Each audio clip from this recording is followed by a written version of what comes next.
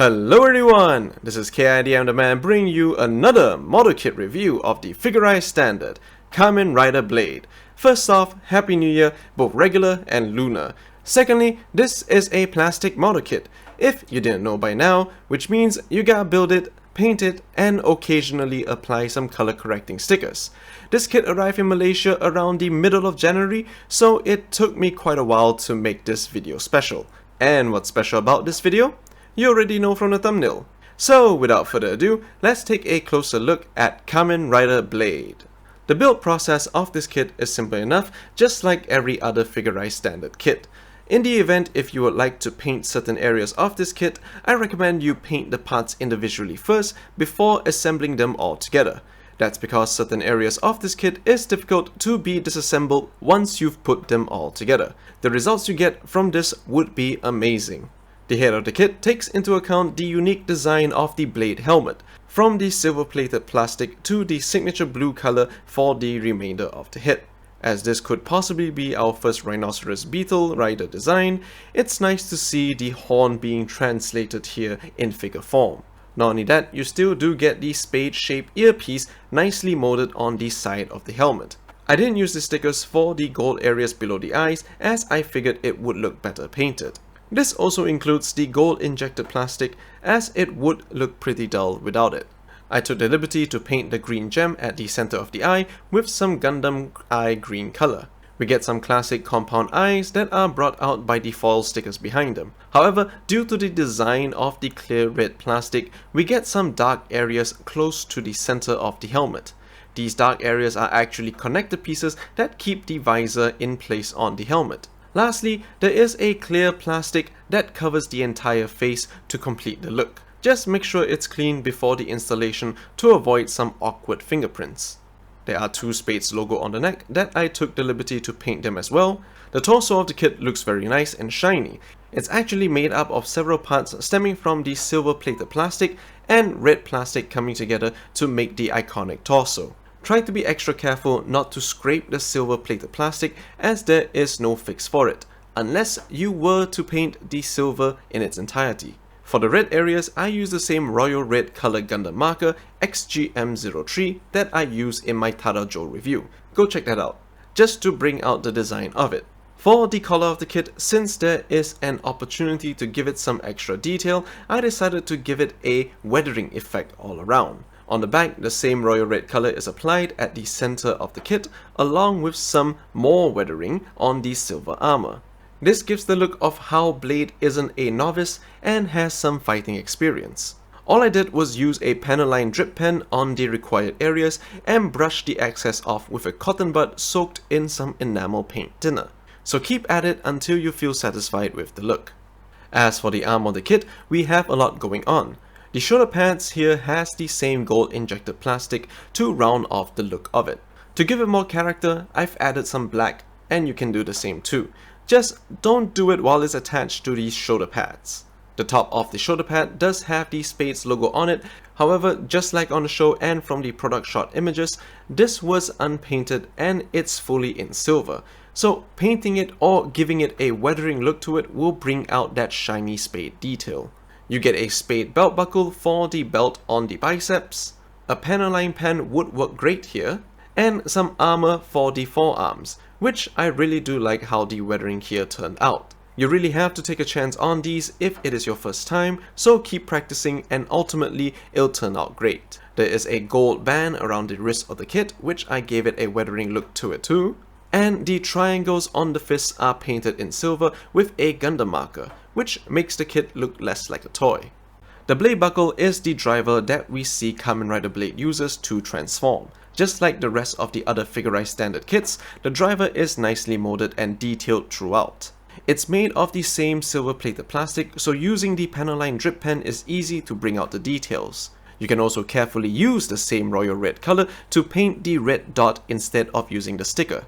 And if painting the spade buckle is difficult for you, I'm sure nobody would judge you for using the included sticker. For the rest of the belt, minimal paint apps were applied just to give it more character. And lastly, the belt stopper is nice too. You also get the holster for the Blade Rouser.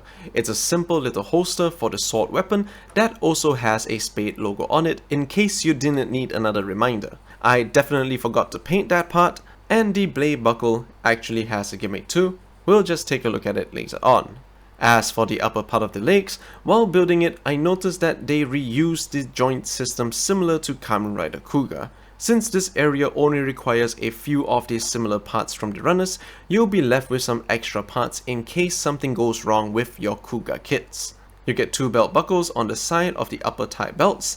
If I didn't know any better, I say the creator of Blade's suit design may have some belt fetish that we might need to discuss. It's the same on the left thigh, just move the holster aside to reveal them.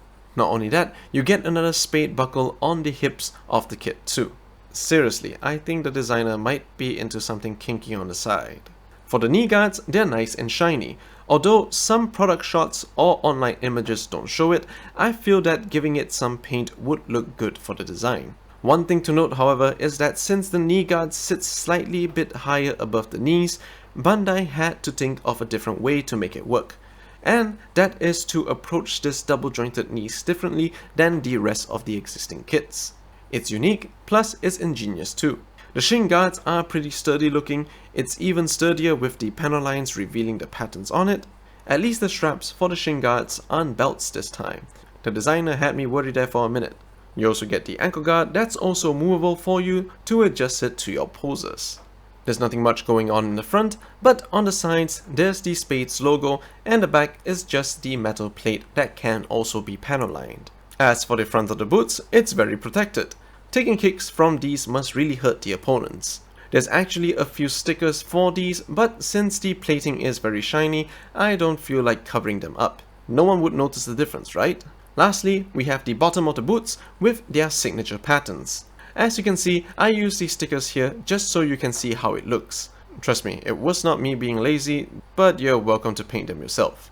He comes with fists, right open palm hand, left posing hand, right card holding hand, the Blade Rouser in holster mode, the extended blade for the Blade Rouser, the Blade Rouser alternative piece, a cracked ground effect piece, and a set of Spade Rouse cards. For the Spade Rouse cards, they're made of the exact same material as the one we've seen before on Ryuki and Decade.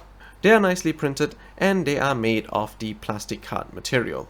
The print is very detailed on the back and the front, where you can see the nicely detailed front of the cards for the monster images to the names of the cards. Removing them is simple enough. Simply bend the set like you're peeling a sticker and flip them off the runner. There's even a sticker to stick the cards back on it when you want to put them back. Take your card holding hand and slowly slip the card in between the fingers. And now you're ready to pose the kid holding the cards. As for the Blade Rouser, I did not include the sticker for it in front of the weapon. That's because since it's not a flat surface, I'm afraid the sticker might not adhere properly. Perhaps I might paint it proper in my own time. What I did was paint the other areas of the blade holder, along with applying the stickers for the power gauge. Speaking of stickers, since the blade part of the weapon has raised patterns, I did not place the stickers on here too. The stickers here look pretty plain and simple. I'm sure no one will notice that there isn't any on them. One tip to note is that since 2 plastic pieces might get stuck together after assembly, I recommend leaving a tiny gap between them.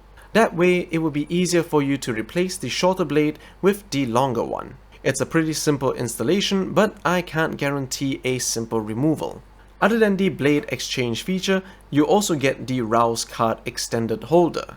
Even the stickers here are nicely detailed. They all have their designated areas to be placed, so be extra careful as to not mess it up. Alternatively, if you want the holder to depict certain scenes from the show, you also get the seal card stickers for certain cards that Blade hasn't unlocked.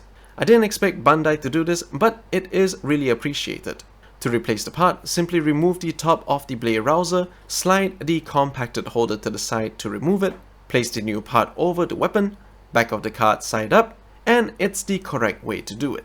Plus, when Blade holds the weapon, he can see which card to pick out from the roster. Place the top back on, and you can pose the kid picking out a card. Any card. Lastly, you get the groundbreaking effect piece. It's made out of a clear plastic to simulate the ground from breaking upwards after stabbing the weapon into the ground. There's a hole in the middle of it to place the weapon in, and the reason why it's clear is so that you can custom paint it yourself to suit the color of the ground you want to place the effect piece on. To close this off, the blade buckle has a gimmick where you can flip the buckle. Just like the DX version, you can flip it to reveal the change card. It's easier if you have nails or a non-sharp tool to flip it over. Now you can see the change card sticker inside of the blade buckle. If this was a regular review, it would have ended already. But the main reason I made this video is so that you would get an English version look at the P-Bandai exclusive Kamen Rider Blade effect part set. We have a few of these items to take a look at, so again, without further ado, let's get started. You get these two lightning looking effect pieces, almost like the ones you get from the Lightning Collection. They're meant to be combinable like how you see the shapes of them lined up, and can be used for several different purposes. When you combine them, make sure you press hard so that they actually snap fit together. They are made of a soft ABS plastic, so you can fumble with it till they actually fit. You can put it on the bottom of the boot by lining up the Spades logo with each other. Due to the flexibility of the ABS plastic, they make a perfect fit. Another use for it would be to combine it with the ground shattering effect piece. How you can do that is to look for the indicator on the effect pieces. For the ground shattering one, it's the image that looks like a person giving a salute, whereas the lightning effect one is the tip of the spade. It's a little bit confusing at first, so it might be easier to just separate the lightning effect first, combine it with the ground shattering one, then finally sandwich them together to have the lightning coming out from the shattered ground. In order to depict which attack card Blade is using, you also get some plastic rouse cards. More specifically, the ones that are used often in combos. You have the slash card, nicely detailed just like the original card itself, the 5 of spades kick card, the 6 of spades thunder, and the 9 of spades mark. There's also the transformation screen that you see used on the show when Blade henshins and runs through the screen to put on the armor. It's also nicely detailed and makes for a good background display. To display all of these cards and screen together, we get extended display stands. Made out of the same ABS plastic, they're not as hard as the original display stand itself, but they do come with some connectors or adapters to connect with the original display stand. Connecting one will make it look like an incompleted spade shape. Put the unique card adapter into the extra display stand so you can place the transformation screen on it. And now you have Blade running away from it as if he's just transformed. Here's how it looks like from the back of the screen.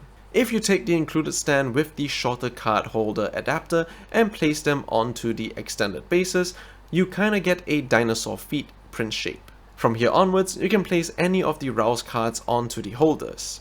And now you can pose Blade doing any one of his combos depending on the card he uses. This set also comes with new and improved stickers for the Blade. It's exactly the same as the ones that came with the Blade kit, only this time it has raised patterns.